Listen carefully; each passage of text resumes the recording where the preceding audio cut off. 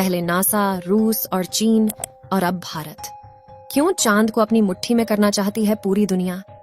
और क्या है चंद्रमा से जुड़े वो डार्क सीक्रेट्स जो स्पेस एजेंसियां हमसे छुपा रही हैं? जानेंगे धरती से चांद तक के इस रोमांचक सफर के बारे में।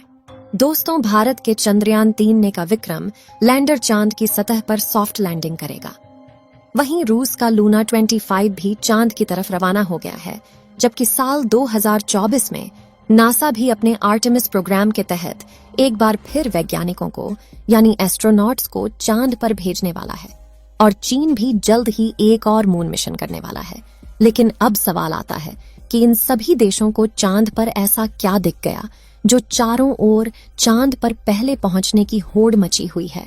और चांद से जुड़े ऐसे कौन से रहस्य हैं जिनसे से पर्दा उठाते ही हमारा चांद को देखने का नजरिया ही बदल जाएगा? जानेंगे पृथ्वी से चांद तक के इस रोमांचक सफर की कुछ खास बातें। तो जल्दी से अपनी कुर्सी की पेटी बांध लीजिए और पूरा वीडियो जरूर देखिए। दोस्तों, चांद हमारी पृथ्वी से 3,84,400 किलोमीटर दूर है और अगर हम सीधा रास्ता पकड़ते हैं तो इसी के आसपास डिस्टेंस में ही हम चांद की सतह पर पहुंच जाएंगे। जबकि भारत के चंद्रयान 3 के रास्ते से हमें चांद पर पहुंचने में 42 दिन लगेंगे, क्योंकि चंद्रयान 3 ने चंद्रमा की तरफ जाने का अंडाकार रास्ता चुना है, जिसमें वो पहले पृथ्वी के चक्कर लगाकर चांद की ओर एक लंबे रूट से बढ़ेगा और फिर चांद के चक्कर लगाकर लैंडिंग करेगा।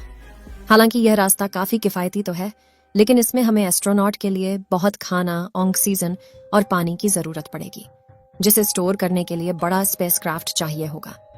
और इस रास्ते से जाने पर 30 लाख किलोमीटर की दूरी तय करके हम काफी थक भी जाएंगे। इसलिए चलिए हम अमेरिका और रूस वाले सीधे रास्ते से ही चांद की तरफ चलते हैं और इस रास्ते से हमें चांद पर पहुंचने में 4 से 5 दिन लगेंगे।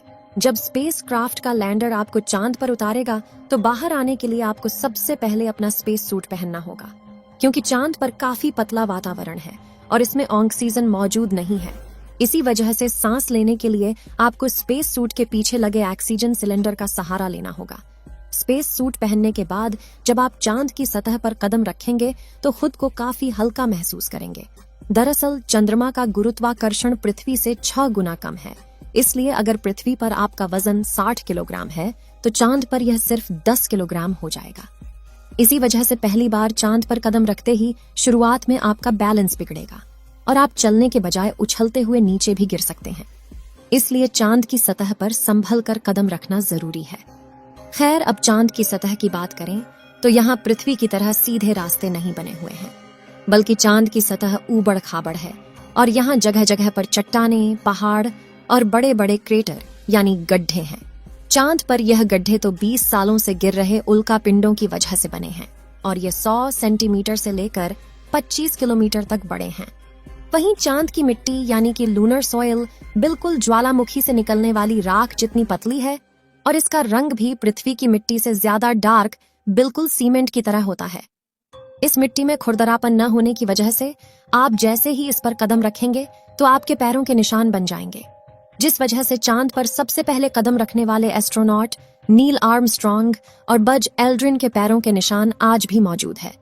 अब चांद की खूबसूरत जमीन देखने के बाद साथियों, आप अपनी नजरें जब ऊपर की तरफ करेंगे तो आपको हमारी पृथ्वी भी दिखाई देगी। जैसे पृथ्वी पर चांद का उदय होता है, वैसे ही चांद पर भी पृथ्वी का उदय होता है। बस फर्क इतना है कि पृथ्वी से देखने पर चांद काफी छोटा लगता है और चांद से देखने पर पृथ्वी बहुत बड़ी दिखाई देती है। और यहाँ से धरती की खूबसूरती देखकर आप खुश हो जाओगे। अब अगर आप चांद के उत्तरी ध्रुव पर लैंड करोगे तो आपको अपने आसपास भूतकाल में फैले हुए स्पेस मिशन के स्पेसक्राफ्ट और सैटेलाइट के टुकड़ों के साथ प्लास्टिक बैग में भरा हुआ कूड़ा भी दिखेगा। ये कूड़ा नासा के उन 12 एस्ट्रोनॉट्स ने फेंका है जो चांद पर जा पाए। दरअसल इन बैग्स में इनका मलमूत्र और खाने के रैपर्स और बिस्किट है।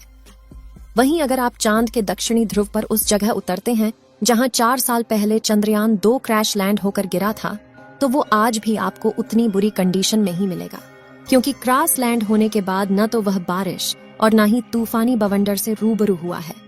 इसलिए अगर आप उसे अपने स्पेस क्राफ्ट में फिट करके पृथ्वी पर वापस ले आए तो उसे ठीक करके वापस भेजा जा सकता है। दोस्तों, आप यह तो जानते ही होंगे कि स्पेस के सभी ऑब्जेक्ट्स पर अचानक उल्का पिंडों की बारिश हो जाती है।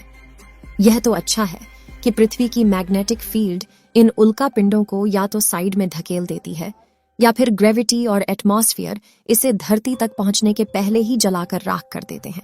लेकिन चांद की मैग्नेटिक फील्ड पृथ्वी के मुकाबले काफी कमजोर है।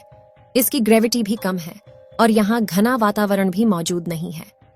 इसी वजह से चांद पर लगातार उल्का पिंडों की बारिश होती रहती है। ऐसे में कोई भी उल्का पिंड गिरकर आपको पल भर में मौत के घाट उतार सकता है। इसलिए आपको उल्का पिंडों पर नजर लगाए बैठे कमांड सेंटर के वैज्ञानिकों से लगातार संपर्क बनाए रखना होगा। अब अगर आप सोच रहे हैं कि आप अपने किसी दोस्त या फिर लाइफ पार्टनर को चांद पर साथ लेकर जाकर गप्पे लड़ाते हुए अपने मून मिशन पर काम करें, तो आपको बता दें कि ऐसा मुमकिन नहीं है, क्योंकि चांद पर वातावरण न होने की वजह से साउंड वेव चल नहीं पाते। यानी कि अगर आप अपने साथी को कुछ बोलेंगे तो वह आपके होंठ हिलते हुए तो देखेगा, लेकिन आपकी आवाज नहीं सुन पाएगा। इतना ही नहीं, चांद पर आपको अपनी आवाज तक नहीं सुनाई देगी, मानो जैसे मोबाइल की तरह किसी ने आपको भी साइलेंट मोड पर डाल दिया है। हालांकि एस्ट्रोनॉट चांद पर एक दृश्य स्पेस सूट पहनते हैं जिसमें साउंड पुश करवाने के लिए नाइट्रोजन और ऑक्सीजन की मदद से कृत्रिम वायुमंडल बनाया जाता है। साथ ही इन्हें एक माइक्रोफोन वाली हेडफोन पहनाई जाती है, जिसके जरिए यह अपने साथी और कमांड सेंटर की आवाज सुन सके और जवाब भी दे सकें। अब दोस्तों, चांद पर अपने काम को पूरा करके जब आप सोने जाएंगे तो सुबह आपको सूरज की रोशनी नींद से नहीं जगाएगी, क्योंकि चांद को अपनी धुरी पर घूमने में 28 दिन लगते हैं, जिस वजह से चंद्रमा पर एक दिन 14 दिन का होता है और 14 दिन की रात होती है। यानी कि वहां का एक दिन पृथ्वी के 28 दिन के बराबर होता है। हम चांद का सिर्फ एक हिस्सा आज तक देख पाए हैं, और अगर आप चांद के पिछले हिस्से के अंधेरे वाले इलाके पर पहुंच गए तो आपके साथ काफी खौफनाक चीजें हो सकती हैं।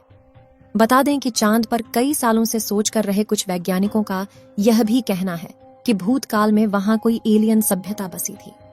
चंद्रयान 1 ने चांद की सतह पर वाटर आइस और हाइड्रोप्लस के रूप में पानी की खोज की है, जो इंसानों के जीवन के लिए काफी जरूरी है। इसके अलावा अंतरिक्ष में चांद ही पृथ्वी के सबसे करीब है, इसलिए भविष्य में वहां जाकर बसना हमारे लिए काफी किफायती साबित होगा। वहीं यहाँ पर हम एक और स्टेशन भी बना सकते हैं।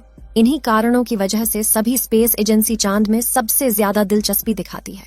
तो दोस्तों, अगर भविष्य में मौका मिले तो क्या आप चांद पर जाकर बसना चाहेंगे? अपनी राय कमेंट में जरूर बताएं। आज के लिए इतना ही। आपकी आखिरी जिम्मेदारी इस वीडियो को लाइक करके शेयर करने की है। इसे ज्यादा से ज्यादा मित्रों तक शेयर करें ताकि उन्हें भी जानकारी मिल सके। और भी ऐसी ही नॉलेजेबल वीडियो के लिए अपने भरोसेमंद चैनल को सब्सक्राइब जरूर करें और बेल आइकन को ऑल पर सिलेक्ट करना बिल्कुल ना भूलें। वीडियो को अंत तक देखने के लिए धन्यवाद।